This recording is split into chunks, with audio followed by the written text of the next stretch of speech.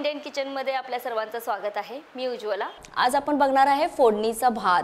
तुम्हाला माहिती आहे की महाराष्ट्रात ही अगदी फेमस रेसिपी आहे की जेव्हा भात शिल्लक राहतो तेव्हा आपल्या सगळ्या मैत्रिणी सकाळी उठून तो भात फोडणी करतात आणि नाश्त्याला देतात। पण आपल्याला तसं करायचं नाही आहे कारण शक्यतो ताजं खावं। तर मी आता पहिला भात करून घेणार आहे ताजा।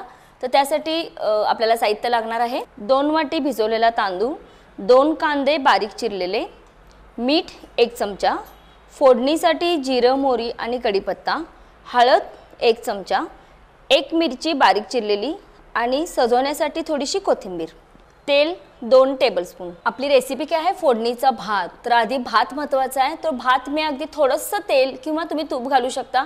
तांदूळ नुसता परतून घेणार आहे आणि पाणी घालून तयार करून घ्यायचं। मी पहिला कुकर घेतलेला आहे, थोडासा गरम करून घ्या।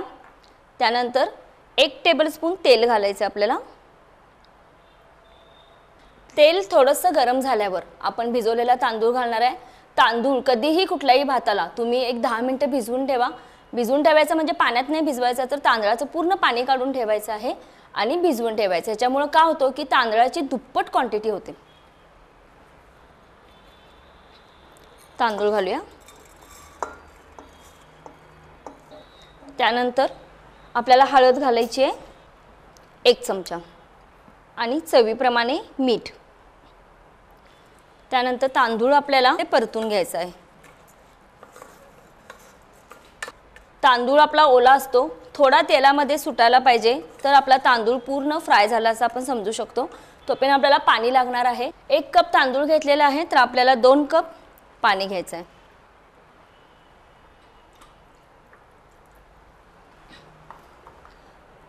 पाणी गरम करायला ठेवलेलं आहे।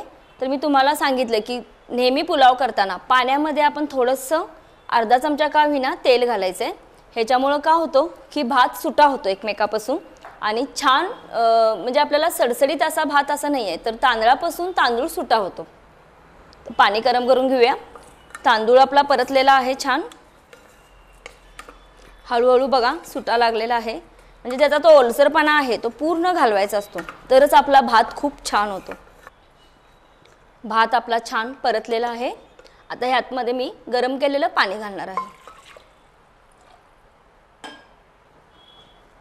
पाणी टाकल्यानंतर भात पूर्ण पाण्याबरोबर मिक्स करून घ्यायचा आहे।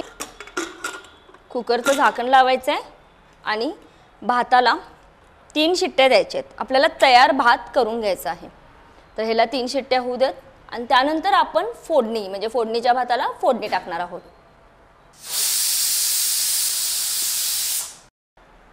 कुकरच्या 3 शिट्ट्या झालेल्या आहेत आणि 10 मिनिटं मी कुकर थंड करून घेतलेला आहे। तर बघूया आपला भात कसा झालेला आहे। छान बघा, शीतळ अशी छान एकमेकापासून वेगळी झालेली आहेत।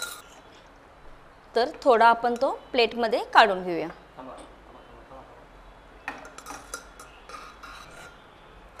भात आपला छान सुट्टा झालेला आहे, तर ताटामध्ये तो पसरून घ्यायचा आहे। ताटात पसरल्यामुळे काय होईल की भाताची सगळी वाफ निघून जाईल आणि आपल्याला तो भात छान फोडणी करता येईल। त्यानंतर गॅसवर आपल्याला पॅन ठेवायचा आहे आणि भाताला फोडणी करून घ्यायची आहे। भात आपला थंड झालेला आहे, 1 5 मिनिटं तरी तुम्ही प्लेटमध्ये थंड करा। त्यानंतर पॅनमध्ये मी 1 टेबलस्पून तेल घेते। अगदी फोडणीपुरतं आपल्याला घ्यायचं आहे की जेणेकरून आपला कांदासुद्धा छान फ्राय होईल। तेल आपलं गरम झाल्यानंतर जिरं मोहरी आणि कढीपत्ता घालायचा आहे। फोडणी अशी आपली तडतड उडायला पाहिजे, म्हणजे जिरं मोहरी जे आपण ते टाकलेलं आहे ते छान उडायला पाहिजे। आवाज येतोय आपल्याला, फोडणी छान उडलेली आहे। त्यानंतर आपल्याला त्यात हिरवी मिरची घालायची आहे।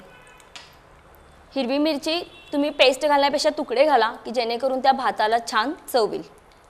1 ते 2 मिनिटच मिरची चांगली फ्राय करून घ्यायची आहे। त्यानंतर आपल्याला बारीक चिरलेला कांदा घालायचा आहे। बऱ्याचदा महाराष्ट्रात सगळ्या आपल्या मैत्रिणी जो भात राहिलेला असतो आदल्या दिवशी तो दुसऱ्या दिवशी काय करायचा जेणेकरून नाश्त्याला ही रेसिपी बनवतात, पण आपण बनवताना ताजंच बनवावं कारण मुलांना नेहमी ताजं खायला द्यावं। कांदा आपल्याला लाल किंवा ब्राऊन नाही करायचं आहे, तर अगदी तेलात मुरलेला पांढरा करायचा। ह्याच्यामुळे काय होतं की आपली रेसिपी एकदम स्वादिष्ट होते किंवा जो केलेले भात असतात त्याला अशी कडवट चव येत नाही की छान अशी खमंग चव येते। कांदा आपला छान फ्राय झालेला आहे. त्यानंतर हळूहळू आपल्याला जो आपण भात केलेला आहे ताटात पसरलेला आहे तो घालायचा आहे.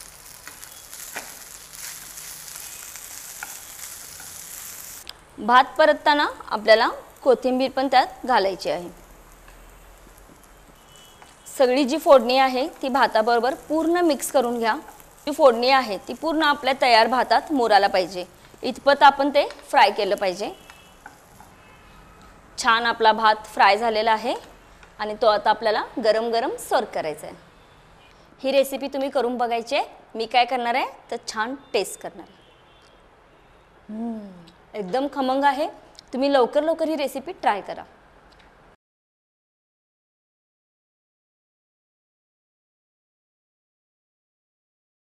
हेलो दोस्तों, अगर आपको ऐसे और वीडियो देखने हैं तो हमारे चैनल को लाइक, शेयर और सब्सक्राइब कीजिए और अपने सुझाव नीचे कमेंट्स में लिख दीजिए. धन्यवाद.